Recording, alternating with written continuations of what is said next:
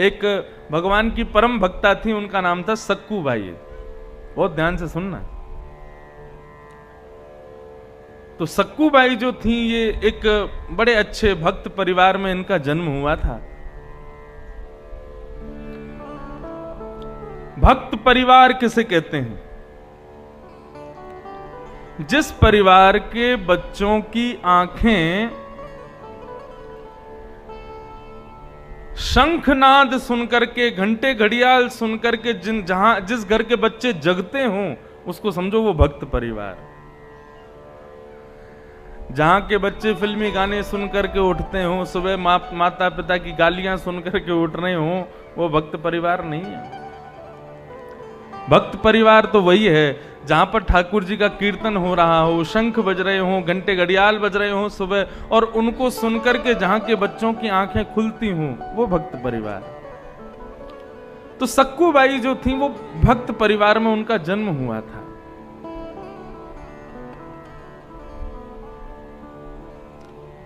लेकिन बेटी कैसे घर में जाएगी ये कोई नहीं बता सकता। जिस परिवार में बेटी जाती है वो कैसा होगा ये कोई नहीं कह सकता।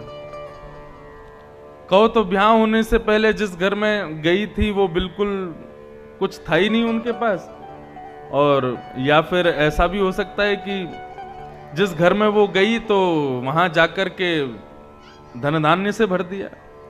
थोड़ा बच्चों को शांत रखें माताएं, थोड़ा कथा में आगे वाले बच्चों से ज्यादा डिस्टर्ब होता है, थोड़ा देख लो अगर शांत हो जाएं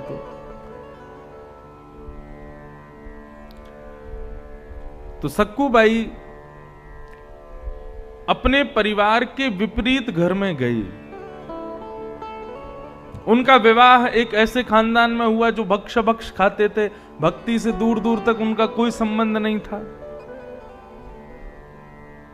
लेकिन सक्कू बाई रह रही थी अपने परिवार के साथ। उनकी सासू मां ना उनको भजन करने देती थी, ना ठाकुर जी की सेवा करने देती थी। उनकी ननद 24 घंटे उनकी नाक में नकेल डाल के रखती थी। ऐसी सक्कू बाई का परिवार। लेकिन सक्कू बाई नित्य ठाकुर जी का स्मरण मन ही मन करती थी। भक्तमाल में अंतर्निष्ठ भक्तों की कथाएं बताई गई। भक्ति जरूर नहीं है, जब तक प्रकट करके नहीं करोगे तब तक भक्ति नहीं होगी, ऐसा जरूरी नहीं है। भक्ति आप अपने हृदय में भी कर सकते हो। आपके बगल वाले को भी नहीं पता होगा कि आप मन ही मन में भक्ति कर रहे हो, ऐसी भक्ति भी विशेष होती है। इसको अंतर्निष्ठ भक्ति कहते हैं और वो ज्यादा विशेष मानी जाती। तो सक्कू बाई अपने अंदर ही अंदर भक्ति करती थी ठाकुर जी से। एकांत में जब उसको भोजन पानी बनाने से फुर्सत मिलती थी तो एकांत में बैठ जाती थी, नेत्र बंद करके हृदय में ही ठाकुर जी का बढ़िया सुंदर मंदिर बना के ठाकुर जी को विराजमान करती, उनके सामने कीर्तन गाती, नृत्य करती मन ही मन में। एक दिन सक्कू बाई अपने घर के झूठे बर्तनों को मांज रही थी, तभी उस नगर में भागवत की कथा हुई। तो भागवत जी की शोभा यात्रा, जैसे यहां पहले दिन आप लोग भयंकर गर्मी में नंगे पांव चल के आए, 2-3 माताएं बेहोश हो गईं, कई इनके पांव में छाले पड़ गए, ऐसी शोभा यात्रा निकाली महाराज। 2 दिन तक तो माताएं आई ही नहीं कथा में। बोले 2 दिन का कोटा यहीं हो गया शोभा यात्रा में। कथा उस दिन 5:30-6 बजे शुरू हुई थी शायद। तो मेरे मन में भाव आया कि अगर ये शोभा यात्रा दोपहर में हो जाती 4 बजे से, 1 घंटे में सब यहाँ आ जाते, फिर कथा सुनते सीधे, तो ज्यादा कष्ट नहीं होता। कोई बात, अगली बार कभी आएंगे तो दोपहर में नहीं करवाएंगे। हमें नहीं पता था मध्य प्रदेश के लोग नंगे पांव शोभा यात्रा, वैसे नियम तो यही है, शोभा यात्रा में नंगे पांव जावें, पादुका ना पहने। बड़े शहरों में कथाएं करते हैं, वहां तो कोई ध्यान देती नहीं माताएं। लेकिन अच्छा है, ठाकुर जी की सेवा में जब कष्ट मिलता है ना शरीर को, तो वो कष्ट नहीं होता। जीवन में जो कष्ट आने वाले होंगे ना, जैसे कोई विपत्ति घर पर आने वाली है या तुम्हारे जीवन में कोई कष्ट आने वाला है, यदि तुमने ठाकुर जी की सेवा में कोई कष्ट सह लिया तो आगामी कष्ट जो होंगे वो सब कट जाते हैं, सब नष्ट हो जाते हैं। तो सक्कू बाई बर्तन मांज रही थी, तभी बाहर गली में से जो है शोभा यात्रा जा रही थी। श्री कृष्ण गोविंद हरे मुरारे, हे नाथ नारायण वासुदेव कीर्तन करते हुए लोग जा रहे थे। सक्कू बाई के मन में आया, मेरे नगर में कथा होने वाली है, शोभा यात्रा जा रही है, यदि मैं भी इस शोभा यात्रा में पहुंच जाऊं तो आनंद आ जाएगा। अपनी सास के पास गई। सास किसे कहते हैं? जिसके मारे सांस भी ना ली जाए, वही सास है। जो सांस लेने दे बहू को वो सास नहीं, वो मां है। और जो सांस ना लेने दे वही सास है। ननद, ननद कौन है? ननंदयति, जो बहू के सारे आनंदों को छीन ले वो ननद है। और जो आनंदों को ना छीने वो बहन है। यदि घर की बहू अपनी सास से ऐसे मिलवावे कि ये मेरी सासू माँ है, तो समझो कि हाँ वो सास ही है। और वो कहे नहीं ये मेरी माँ है, ये ना कहे सासू माँ है, तो समझो कि हाँ ये प्रेम करती होंगी, तभी माँ बोला। कहे ये मेरी ननद है, तो ननद कहे तो मतलब कोई कष्ट देती होगी इसलिए ननद। कहे नहीं मेरी बहन है, तो समझो कि हाँ उससे प्रेम करती। लेकिन सक्कू बाई की सास और ननद दोनों बिल्कुल वैसी ही थीं। सास और ननद ही थीं। बहुत कष्ट देती थी सक्कू बाई को, मारती भी थी, पीटती भी थी, गालियां भी देती थी। उनको मायके नहीं जाने देती थी, और वो जाती थी तो एक दो दिन में ही उनको ले आती थी वापस। सक्कू बाई लेकिन इसी आश में थी कभी तो दिन आएगा कि सब ठीक हो जाएगा, सब अच्छा हो जाएगा। सक्कू बाई बर्तन धो रही थी, शोभा यात्रा की ध्वनि सुनी तो अपनी सास के पास गई और बोली, माँ मैंने सब घर के काम कर दिए, अब कोई काम बाकी रह नहीं गया, आपकी यदि आज्ञा हो तो पास में कथा शुरू होने वाली है, मैं कथा में चली जाऊं। अब तो उसकी सास बोली, तू जाके तो दिखा, तेरी टांगे नहीं तोड़ दूं। कथा सुनने जाएगी? अरे घर के और भी काम है, ऊपर के मंजिल पे सफाई करनी है, गंदे कपड़े धोने हैं, और ये करना वो करना, दुनिया भर के काम बहाने बता दिए। चुपचाप बैठी रहे, कोई कथा वथा में नहीं जाना है। सक्कू बाई बोली, इतने साल हो गए मैंने कभी कुछ नहीं कहा, एक बार जाने दो ना। सास ने उठाया डंडा, तू अगर जिद करेगी तो अभी देख तेरी धुनाई कर दूंगी मैं, चुपचाप बैठ जा। सक्कू बाई रसोई घर में आ गई और रोने लगी, ठाकुर जी को कोसने लगी, मेरी सास बुरी नहीं है, मेरी ननद बुरी नहीं है, मेरा ससुराल बुरा नहीं, बुरे आप हो। क्योंकि मैंने संतों से सुना है कि आपकी कृपा के बिना कोई कथा में आ नहीं सकता। आप शायद चाहते नहीं हो कि मैं कथा सुनूं, इसीलिए मैं कथा में आ नहीं पा रही हूं।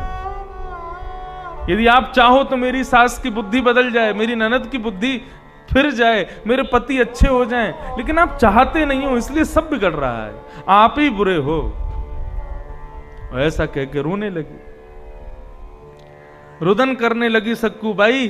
तो ठाकुर जी से अपने भक्तों का रुदन नहीं देखा जाता। भक्त गुस्सा हो जाए, क्रोध कर ले, सुना दे, कुछ भी करे, सब सहते हैं ठाकुर जी। लेकिन भक्त जब ठाकुर जी के सन्मुख रोता है ना, ठाकुर जी से वो नहीं देखा जाता। जैसे सक्कू बाई ने रोना शुरू किया, ठाकुर जी उसकी सासू मां बनकर के प्रकट हो गए। सासू मां बनकर के उसके घर में ही आ गए। उसकी सास तो सो गई थी कमरे में जाके, उसकी सास का रूप धारण करके ठाकुर जी आ गए। और ठाकुर जी चल करके रसोई घर में गए, वहां सक्कू बाई रो रही थी, सिर झुका के बैठी थी। ठाकुर जी गए, सक्कू। उसने देखा सास आ गई, तुरंत खड़ी हो गई, घूंघट करने लगी। अच्छा चल चल, अब ज्यादा नाटक मत कर, ये रोने धोने का नाटक मुझे अच्छा नहीं लगता तेरा। सारे काम हो गए घर के? बोले हाँ हाँ मां सारे काम हो गए। कथा में जाना है तुझे? ठाकुर जी बोल उसी टोन में रहे जिस टोन में उसकी सास बोलती है। कथा में जाना है तुझको? बोले हाँ माँ जाना है। ठीक है चली जा, लेकिन समय से घर आ जाइयो, नहीं आई तो फिर देख लियो तेरी हालत बिगाड़ दूंगी मैं। अब तो सक्कूबाई बोली माँ मैं सच में जाऊं कथा में? बोले हाँ जा। सच में आप आज्ञा दे रही हो मुझे जाने की? बोले हाँ मैं ही कह रही हूं, जा चल। अब ज्यादा देर रुकेगी तो जाने नहीं दूंगी, चल जल्दी जा। अब तो बार बार चरणों में प्रणाम करे, अपनी सास को गले लगावे, बोले माँ अभी आती हूं कथा सुन के, आपके लिए प्रसाद भी लाऊंगी। सक्कूबाई कथा में गई और कथा सुनने लगी, प्रेम और भाव से आनंद करने लगी।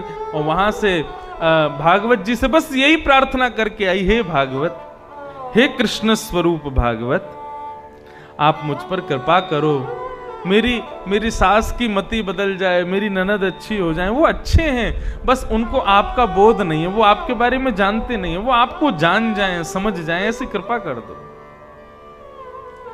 प्रसाद लेकर के घर आई तो ठाकुर जी तो अंतर ध्यान हो गए थे, असली सासू मां गेट पे बैठी थी। सक्कूबाई जैसे ही अंदर आई तो अंदर आकर के अपनी सास के पांव छुए, माँ आज कथा बहुत अच्छी हुई, व्यास जी ने ऐसी ऐसी बातें बताई, इतना सुंदर कीर्तन सुनाया, ऐसा भजन सुनाया, मेरे मन का एक संशय था व्यास जी ने कथा में दूर कर दिया, ऐसी अच्छी कथा हुई, मैं तो खूब नाची, खूब आनंद किया, खूब नाम गाया, आपके लिए प्रसाद लाई हूं।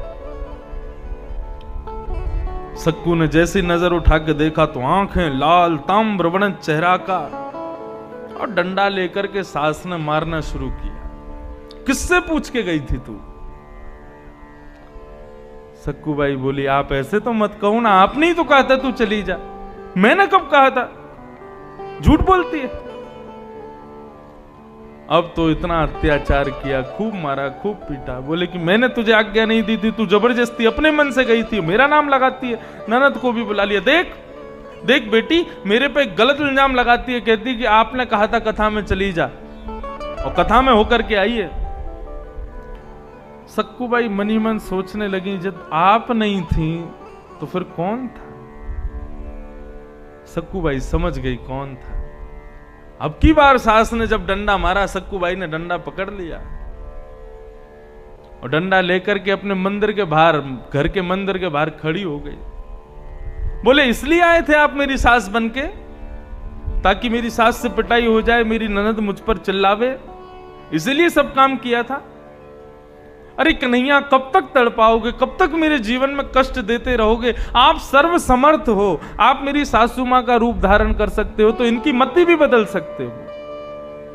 आज आपको करना पड़ेगा, यदि आपने नहीं किया तो मैं प्राण त्याग दूंगी। ऐसा कहकर के जैसे ही रुदन करने लगी तो सक्कूबाई के सन्मुख श्याम सुंदर प्रकट हो गए, और प्रकट होकर के सक्कूबाई को दर्शन दिया। उसकी सास, ननद, पति और परिवार में जो भी लोग थे, सबने जैसे ही ठाकुर जी का दर्शन किया, दर्शन करते ही सब सक्कूबाई को प्रणाम करने लगे, पैरों में वंदन करने लगे। हमें क्षमा कर देना सक्कू, हमने तेरे रूप को कभी पहचाना नहीं, तेरी भक्ति को हम कभी जान नहीं पाए। और वैसा दिन आया, भागवत जी का एक दिन श्रवण करने मात्र से सक्कूबाई का संपूर्ण परिवार वैष्णव हो गया और सब ठाकुर जी का भजन कीर्तन करने लगे। कथा सुनने के लिए तो वैष्णव भक्त बहाने ढूंढ लेते हैं, और यदि बहाना ढूंढा ही नहीं तो वो कैसा श्रोता? ऐसी सक्कूबाई, उसको हम बारंबार प्रणाम करते हैं।